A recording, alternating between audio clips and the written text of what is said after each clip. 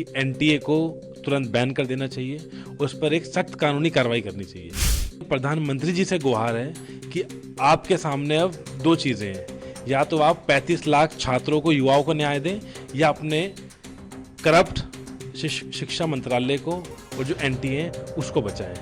ऐसा क्या उनकी मजबूरी है कि वो एनटीए को बचाने का काम कर रहे हैं? जो एनटीए, जो शिक्षा मंत्रालय एक पेपर ढंग से नहीं करा सकता तो उसकी क्रेडिबिलिटी में इतना बड़ा सवाल खड़ा होता है। यूजी रिजल्ट का विवाद अभी ठंडा नहीं हुआ कि शिक्षा मंत्रालय ने बुधवार को यूजीसी नेट को रद्द करने का ऐलान कर दिया। मामले की जांच सीबीआई को सौंपी गई है।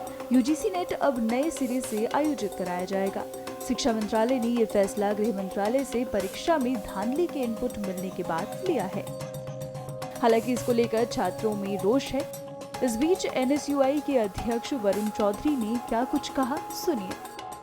24 लाख छात्र आप देखेंगे कितने दिनों से इस तड़पती धूप में, आप देखेंगे गर्मी में अपनी गुहार लगा रहा है। साथ में एनएसयूआई के साथी भी गुहार लगा रहे थे न्याय की।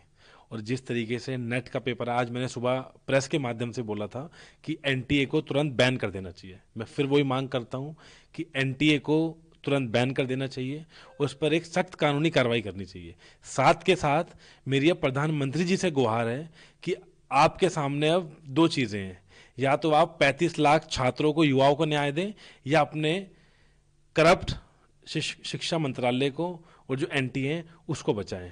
और कहीं ना कहीं आप देखेंगे धर्मेंद्र प्रधान जी बार बार एनटीए को बचाने का काम कर रहे हैं। ऐसा क्या उनकी मजबूरी है कि वो एनटीए को बचाने का काम कर रहे हैं? कहीं ना कहीं मुझे लगता है अब धर्मेंद्र प्रधान जी जो पेपर लीक की धांधली का ये जो व्यापार शुरू करा एनटीए ने, इसमें खुद शामिल है। हमने 24 तारीख को तो संसद घेराव करा था, उसमें अब हम नेट के जो हमारे विद्यार्थी थे उनको भी हम अपील करेंगे कि वो आएँ। और साथ के साथ कल भी हम प्रदर्शन करेंगे। 21 तारीख को देश भर की जो यूनिवर्सिटीज़ हैं, हमारी जो कैंपसेज हैं पूरे देश में, लगभग हमने 300 कैंपसेज करें आइडेंटिफाई, उन 300 कैंपसेज में प्रोटेस्ट होगा। और 24 तारीख को जो पहला दिन है संसद का, जब वहाँ शपथ ग्रहण भी चलेगा नए सांसदों का, उस दिन हम छात्र संसद घेराव करेंगे, जिसमें हम नीट के छात्रों की न्याय की गुहार लगाएंगे और नेट की जो धांधली हुई है। और आप देखेंगे बहुत कॉमन पैटर्न बन गया है। जो एनटीए, जो शिक्षा मंत्रालय एक पेपर ढंग से नहीं करा सकता तो उसकी क्रेडिबिलिटी में इतना बड़ा सवाल खड़ा होता है। अब देश के तमाम जो छात्र हैं, आपको पता है देश में 60% युवा लोग हैं, तो उनका कहीं ना कहीं ये जितने भी अब एग्जाम्स हो रहे हैं उसको धांधली को देखते हुए उनका मनोबल टूट रहा है। तो इस देश के युवाओं के, छात्रों के मनोबल को टूटने नहीं देना चाहिए सरकार को। इससे पहले नीट यूजी एग्जाम रिजल्ट में धांधली को लेकर विवाद शुरू हुआ था, जो अभी तक खत्म नहीं हुआ है।